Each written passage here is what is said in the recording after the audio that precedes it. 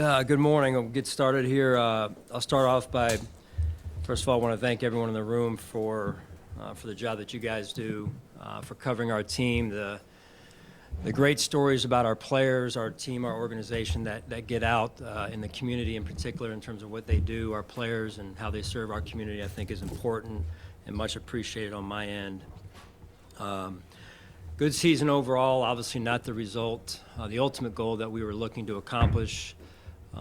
When you can have the success that we've had through 6 out of 7 years in the playoffs, I think is significant and hard to do, as well as 4 AFC East titles and now 5+ years of 10+ wins is impressive and did not come easy. So I applaud the organization, all involved, the team, the players, the coaching staff, and we look forward to continuing to reach and strive for that ultimate goal of winning a world championship.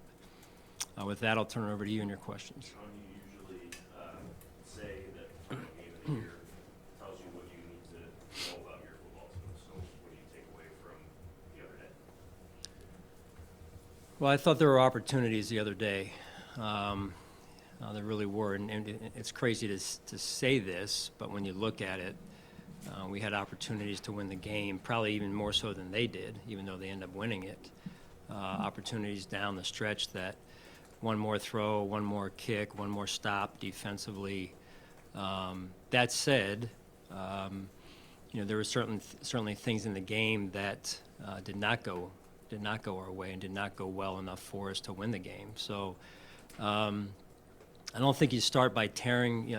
This is not a situation where you strip it down to the studs. You start all over. I mean, we've done a lot of good things, and the players have done a lot of good things.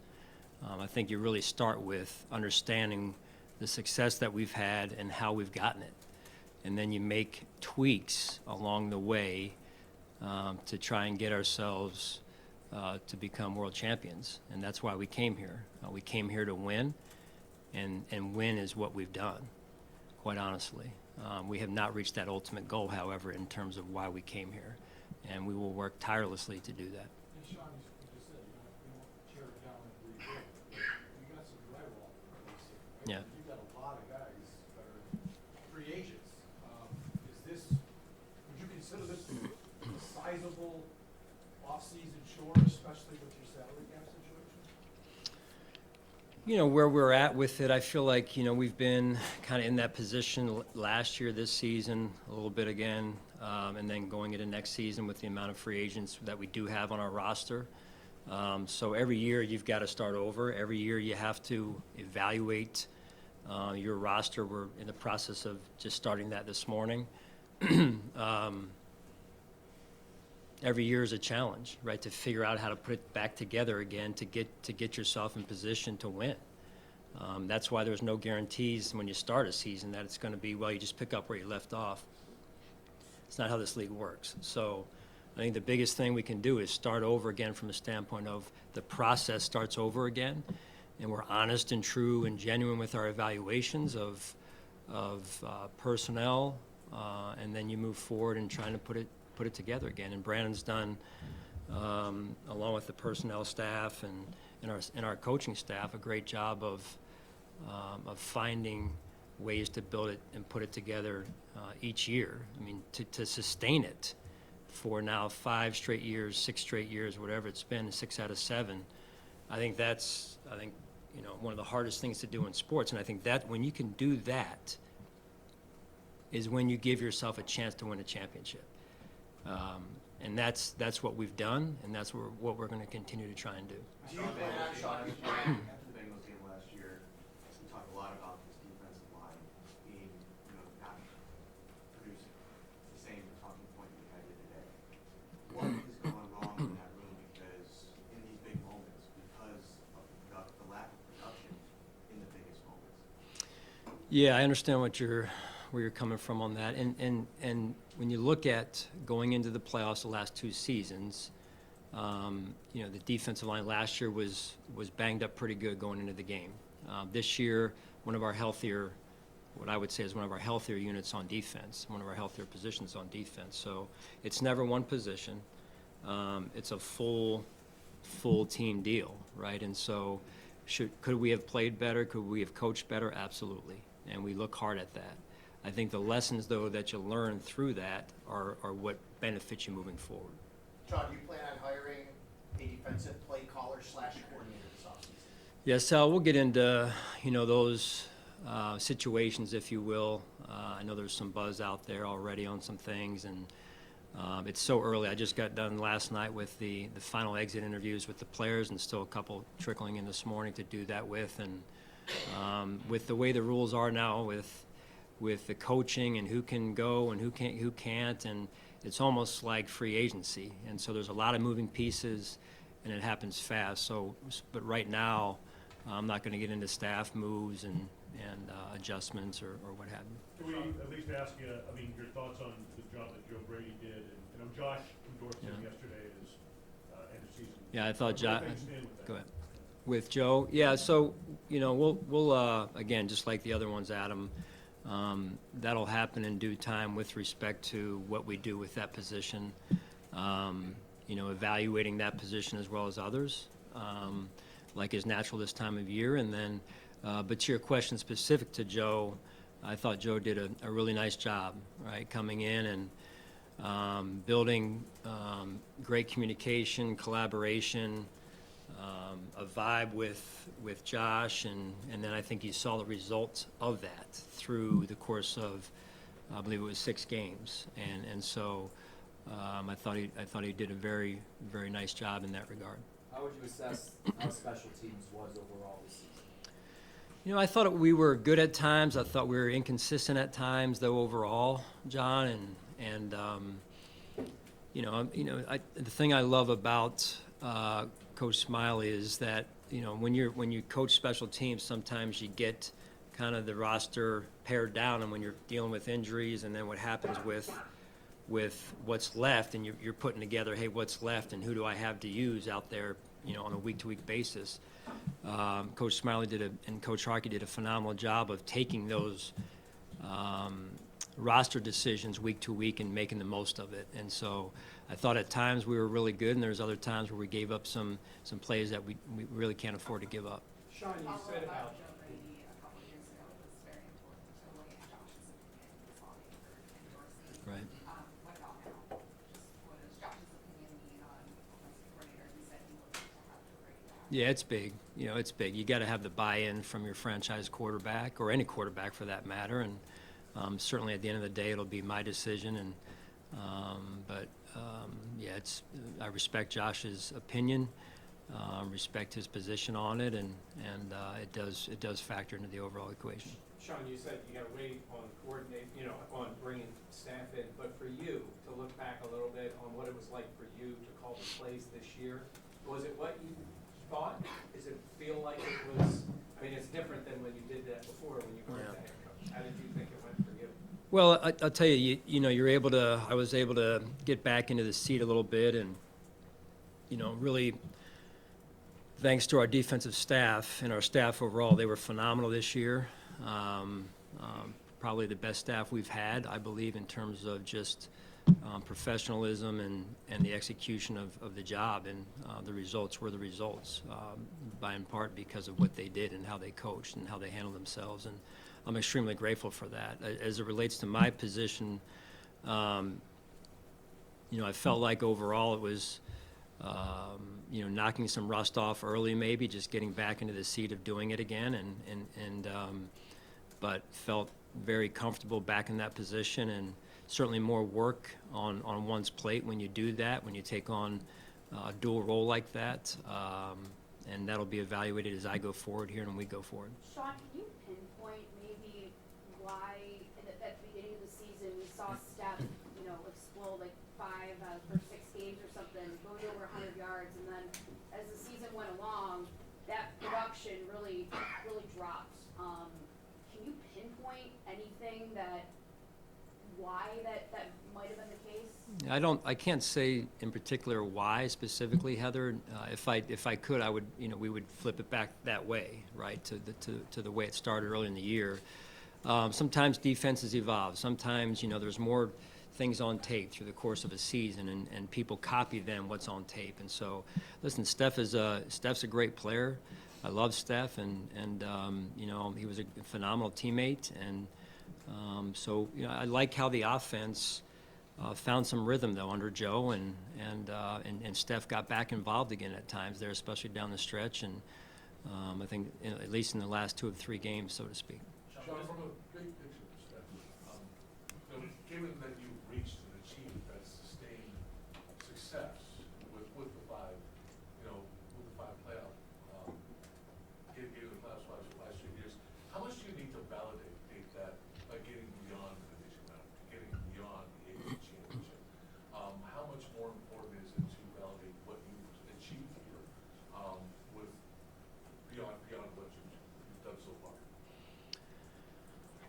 That's what I go to bed thinking about in terms of taking another step, really 2 steps, John. And like I've told you, you know me. I'm pretty goal oriented, and the ultimate goal is winning a world championship, and doing that for Bills Mafia, doing that for Terry and Kim, doing that for people in Western New York. That winning mindset, and that's what this is all about. That's what you saw from our team when we sat at 6-6, and we were able to rally and get to where we got to this year, was that winner's mindset. And that's what I want everybody to have, and that's what I want for everyone to feel, what it does feel like to get to a Super Bowl again and win it. And that's the ultimate goal that I have. That's the ultimate goal of our staff, our organization, Terry and Kim. And I'm extremely proud of what we've accomplished, but not in any way satisfied or going to get complacent with where we're at. Every year you start over, and every year that fire, I can tell you and promise you, that fire burns within me as bright as it did the year before, if not more so. So, we're disappointed, yes, but not broken. How do you reconcile the second half of the season, all the things that went well that you're proud of, rallying against needing to rally to getting the season? Yeah, that's a critical piece of the evaluation, Tim. And when you go back to it, and this is, even though we did what we did, it's like, how did we get there? We should have, in my mind, as a coach and confident in our abilities and our players' abilities, is we should have never gotten there to begin with. And so it's lessons learned from that, which I won't obviously get into the details on that now, but it's, hey, let's make sure we don't get into that spot again. Now, there's things that cause some of that too, that are sometimes, not always directly within your control. Some of it's injury related, and I felt like we were more banged up than what I would have liked a little bit last year and as well this year. That's no excuse. We've got to kind of dive into that a little bit deeper in terms of why, right? Why is that happening, just as one piece? But overall, it's a lot of valuable lessons that, as a staff, we can take from that earlier part of the season. I believe some of our players can take from that earlier part of the season as well. And some of that got corrected, which was good to see during the season, where what went wrong early in the year was executed better, I'll say, in the back half of the season. What are some broad stroke examples you give? I know you don't want to give details, but what broad stroke things Yeah. can you give us as to? Well, I think number one is taking care of the football, right? You turn the ball over, it's hard to win games. I would say, closing out games. I think those 2 things combined were some of the, hey, we're a play away, and some of those six losses early in the year.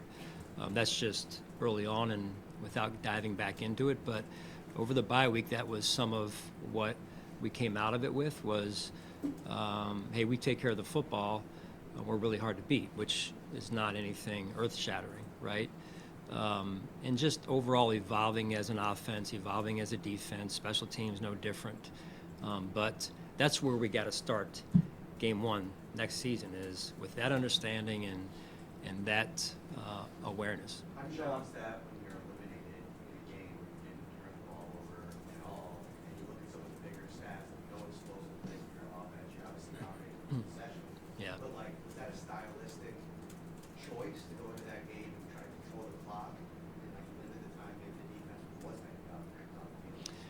Not directly. I mean, it was every week you go into a game with an overall plan, right? Of, hey, this is how we feel like we need to play, how we feel like we need to manage a game. Never once though is it about, hey, slow the clock down, let's just do this and try and win 10-9. This is how we play, but within this game, let's be mindful of these areas, and then we put together a plan that bakes all that together. And you don't want to put clamps on a situation where you're saying, hey, don't throw it down the field, don't throw it. It's play the game, right? Play the game and play free and go for it. And I think that's, again, a mindset that our team really embraced down the stretch of prepare your tail off, mentally go for it, and coach to win, play to win. That's what I want, that's what we want, and that's what happened through the course of the last 6 weeks. No different in the game. And that's, to me, a winner's mentality. And you have to have that most of the time, before you get the results you're looking for. And so I just think that's the right way to approach it. That's the type of mindset I feel like leads to winning and winning championships. And so I think that's very powerful and enables our players to be themselves and show us their true personalities. Sean, you mentioned the player two here or there in your opening answer, and the other night maybe goes differently. That's been true the last 2 times you've played this team in the postseason now against Kansas City. And you can't predict who you're going to see in the playoffs in the future, but with that quarterback, chances are the road to the Super Bowl goes through Kansas City. It's been true 6 years in a row now. What has to happen against that particular opponent in those close games that they go different? That the player two is made by you guys. Yeah, well, you're right, Jay, and we were, when you look back to the AFC Championship game, our first playoff meeting with Kansas City, it wasn't close, right? It really wasn't. They were different. We were at a different point. They were at a different point, and now it's not. It is close, and I think that shows you the strides we've made over the years. But to your point, we have to find ways to make those plays. We have to find ways to put them in position to make those plays. So it's not just one thing. But to me, it starts with that belief.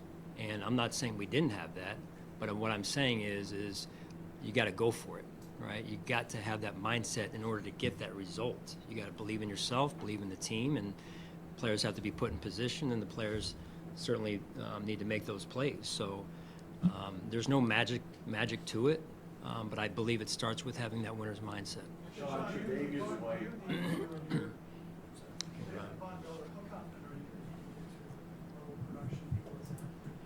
Yeah, I listen to our trainers, I listen to Vaughn, and what I believe that I saw was his best game was the last game of the season, was the Kansas City game a few nights ago, and my hope is that is a good direction for where we pick up at the beginning of next season. What he came back from and the way he worked certainly was impressive. Do I wish he was healthier through the course of the body of the season? Absolutely. But nobody worked harder to get himself back. And my hope is that he is healthy at the beginning of next season and ready to really play his best football, and that this was another stepping stone. Sean, When you look at your offense, do you think that you lacked explosion in the passing game this year? What I mean by that, you got guys that do well, Shakir, Diggs underneath, intermediate stuff. Are you lacking that explosive nature, and is that going to be a focal point maybe in the offseason?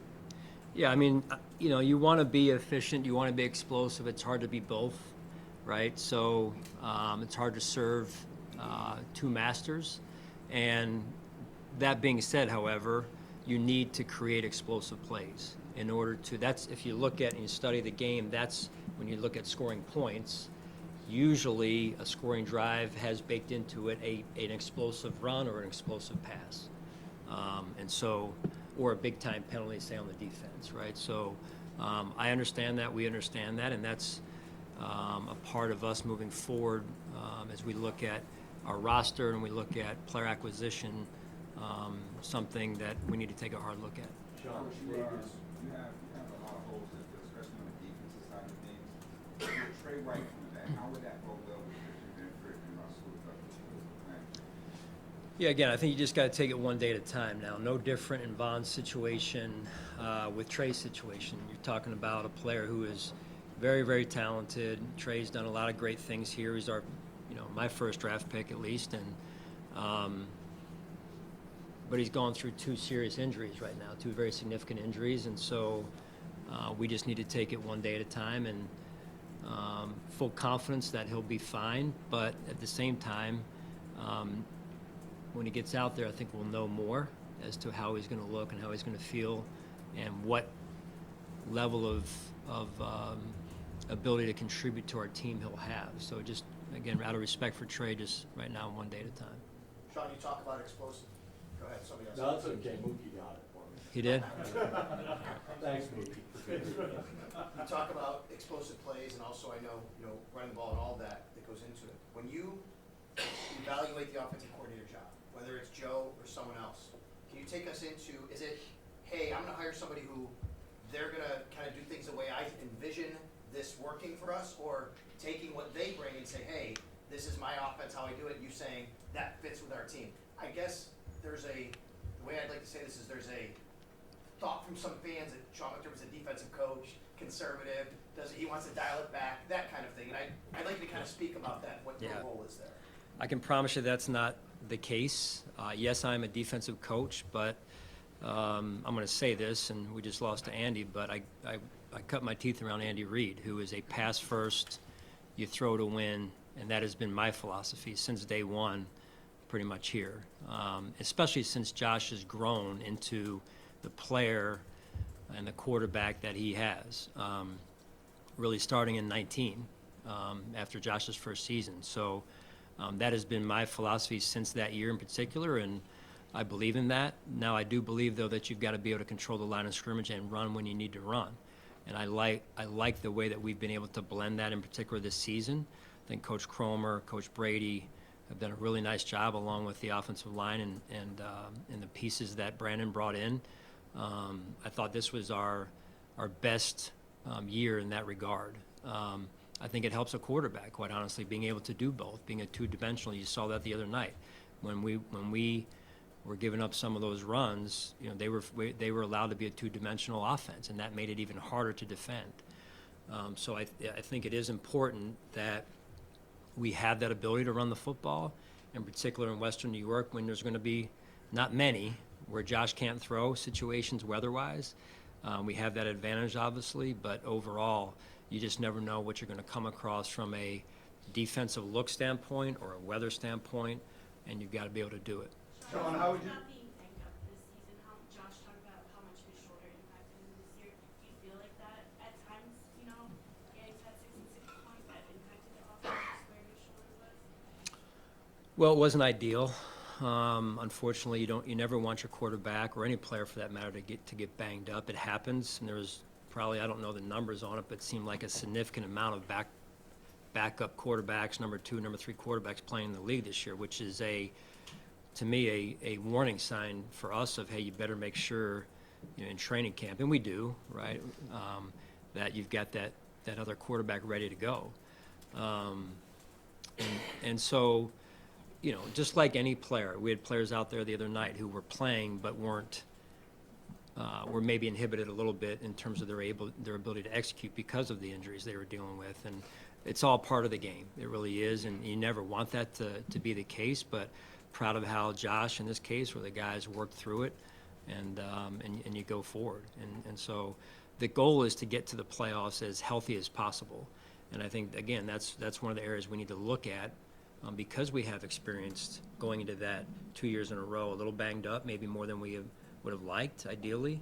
And so you look at it, you look at everything like you do the roster and so on and so forth. Sean, to that point, Sean, you talked earlier in the year about wanting to limit Josh's contact, his maybe amount of running, and obviously that's taken different twists and turns during the season. Can you assess kind of how that attempt went this season, and then maybe what you learned about trying to move the approach in that direction? Yeah, very, very proud of Josh, very proud of Joe, and very proud of Josh from the standpoint of really learning how, and this is where it really, the ownership that he has taken with that. You saw the urgency down the stretch. You saw him going for it. You saw him willing this team to win. Miami game in particular, this past game in particular. That's what he's going to do. But I also think he is maturing enough to the point of, hey, I understand how to play the position, and I understand how to play the position as it relates to my ability to move and be mobile, but I also understand I've got to be healthy enough, as we just discussed, down the stretch so I can do that and lower my shoulder when I need it. The Miami third down and whatever it was conversion, great example of that. Like, if you're not healthy enough to do that then, maybe we don't convert that, maybe we don't win. So it's all a piece of it, and I think, again, his understanding of that, we're getting closer and closer to that. He gets it, and so I'm proud of him for that. Sean, Bobby Bethers, you're saying. Good coach. Bobby and I have been together a number of years, going back to our time together in Carolina.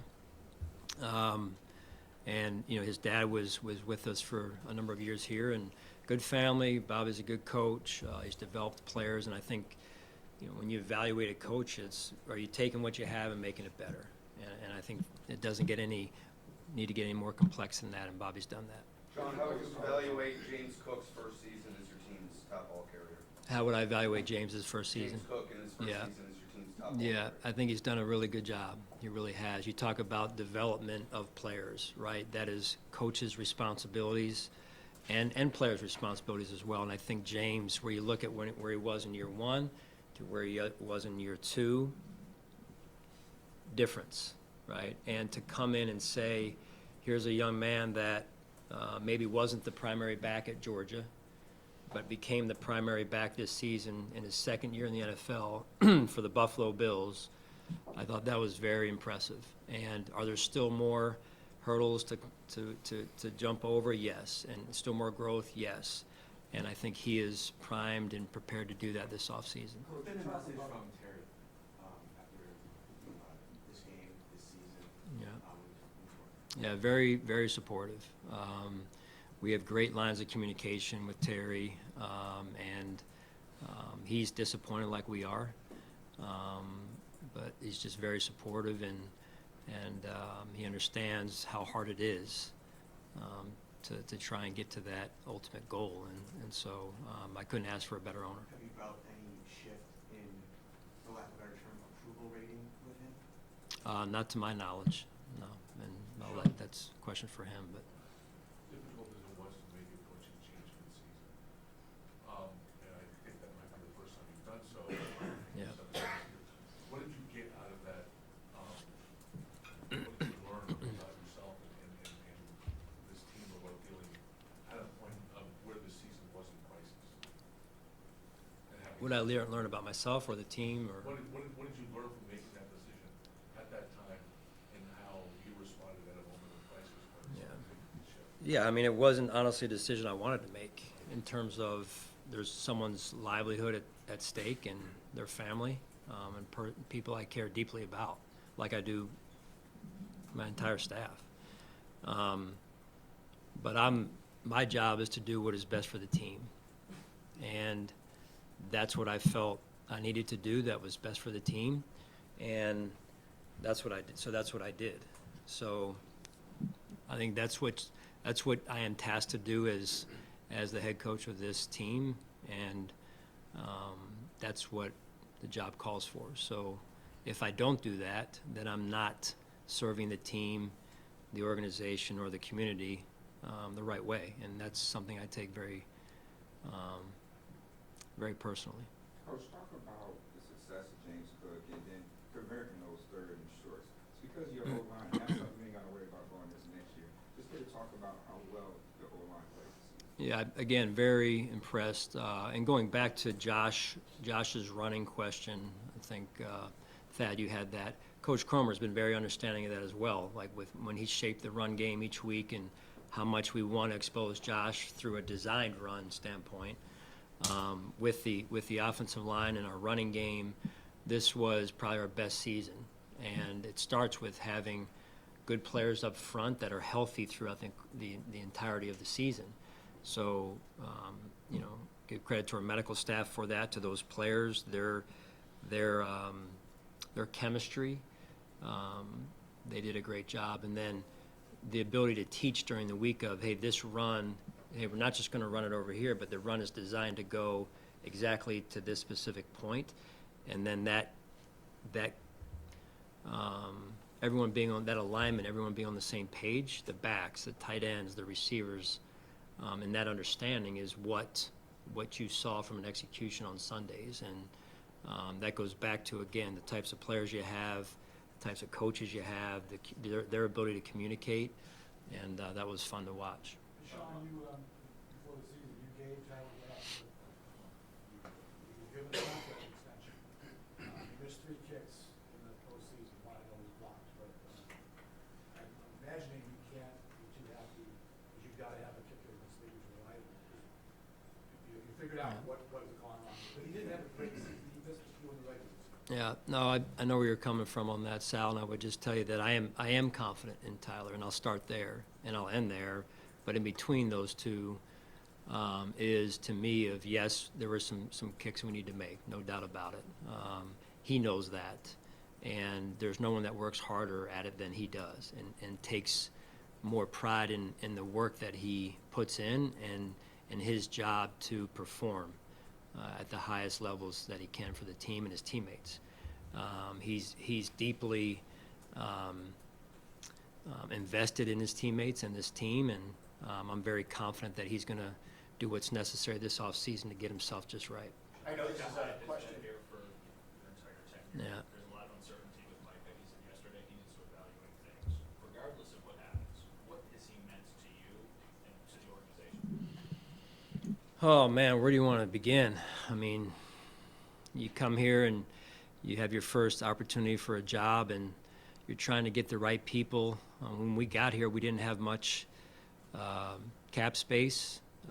Credit Jim Overdorf at the time for his creativity with that, and you try and find the right people to start your program with. Tre'Davious White, Micah Hyde, Jordan Poyer, just to name a few, and there's many even beyond that are no longer here, even that have just helped shape this thing, help get it off the ground, and so many people I'm indebted to for that. But Micah and Jordan, and it's like when you say one, you got to say the other, right? It's watching them run out of the tunnel, driving to the game the other day. I thought to myself, I knew the defense was going to get announced; it was their turn, and I'm thinking to myself, this is another opportunity, knowing that we weren't going to have another home game because Baltimore had won. One last time for these two to run out of the tunnel again and hear their names called. And listen, as competitors, and it's a different life when you're performing and you're competing, and all your whole entire life you're up here from a standpoint of what an elite athlete you are, and you're competing at this level, and all of a sudden that goes away. In certain situations, as you said, Mike is evaluating, and it's just. It's different, but I was extremely proud of watching those guys, those two, and their careers and how they handle themselves as professionals.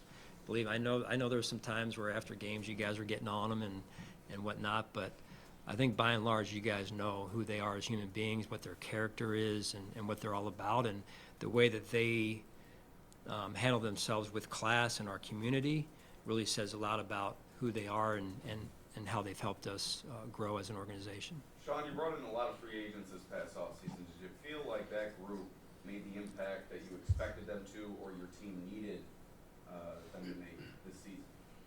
If you want to give me some names, You got Leonard Floyd, Trey Field, Deontay Hardy, yeah. players like that. Yeah, I mean, there's some that are going to work out, and there's just like draft. There's some that aren't going to work out. It's not a perfect science, an exact science in that regard. So, the names you mentioned among others, and I thought the draft contributions we had, in particular Dalton and Saibo. We were just talking about our offense before I came down here, and to see those two young players have that level of contributions for our team. Saibo all season long, Dalton a little bit more back half, say. But just to watch Dalton, and again, I'm leaving some names out here, but to watch Dalton, again, like Josh, trying to will his way for our team to win.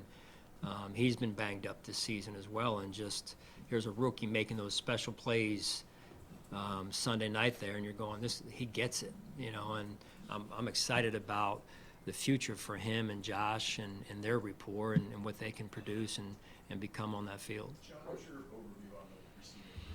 You talked about a lot of passing game philosophy there. Yeah. So what about the group? And I know that Gabe being a free agent, but what's just your heading into the offseason snapshot of that group? Well, I think overall, there were some new faces in that room this year. There were some younger players. There were some veteran free agents, as Alex mentioned, and I thought the guys hung together. And some overall, you're looking at, hey, did we have enough production? And I think there are times that we did, and then there's other times we didn't. But overall, it's not just catching the ball. It's blocking the running game. It's playing special teams, and I thought overall they did some really good things. Gabriel and Sean, Yeah. the first couple of years have been rocky, maybe. What's your hope that he can, in year 3, blossom into what you guys were hoping you'd get out of a first-round pick? Yeah, I mean, you saw him make the play the other night, and that's kind of been Jay, his career, his short career to this point, where he makes a special play here and there. So he has flashed. Now what we've got to get a better feel for is can he do that on a more consistent basis, right? Can he execute on a more consistent basis for us? And so this year a little banged up. Just overall, he needs to continue to up his game, quite honestly, and we'll see how he factors into what we're doing defensively. Coach, another player that has flashed in his last season, AJ Epinesa. Can you talk about his play and what is the possibility of bringing him back next year? Well, again, I'm not going to get into each person's specific situation. Listen, we want as many of these free agents back as we can. That said, there's only so much right in the bank. So I thought AJ, along with a lot of members of our defensive line this season, had one of their better years. And I think it goes back to development. I think it goes back to mindset. I think it goes back to some of the pressuring we were able to do, some of the blitzing where you get more one-on-ones when you do that. And so I think Coach Washington and Coach West have done a really nice job, and the commitment of that room as well.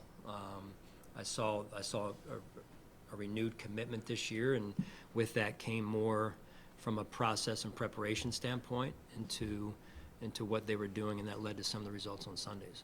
Sean, what is your message to Josh? Obviously playing in these big moments, he's a lightning rod for both praise as well as criticism. What do you say to him now when the team faces him in the offseason? Yeah, much like my job, right? This is heavy as the head that wears the crown, right? In terms of you're a leader, right? And so as much praise as we both get, is as much criticism as we get, and you have to be okay with that. And he is, and I am, and he's made a ton of special plays, and I love the way that he's continuing to grow through situations and experiences. When he came here as a young man out of University of Wyoming, it's to play and execute and win in the NFL. The way he's grown and at times put this team on his shoulders, I don't think anybody can do that like him. And you saw him the other night. He was special in a lot of instances. Are there some plays he wants back? Of course. Are there some plays I want back? Absolutely. But again, it doesn't stop here. And that winner's mindset that he has, that I have, that we want our team to have, is what helps us get to that next level.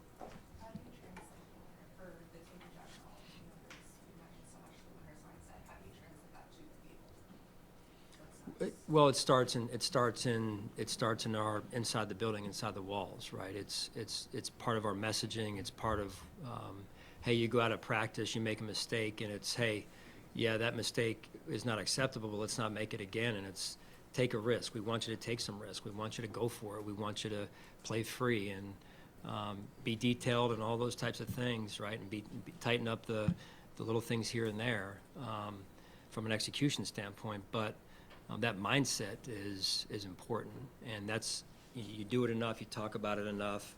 You have leaders like Josh, in particular, that play that way and lead that way. It just becomes part of the overall culture, and then it leads to me more and more success on the field. You're good. Thank you.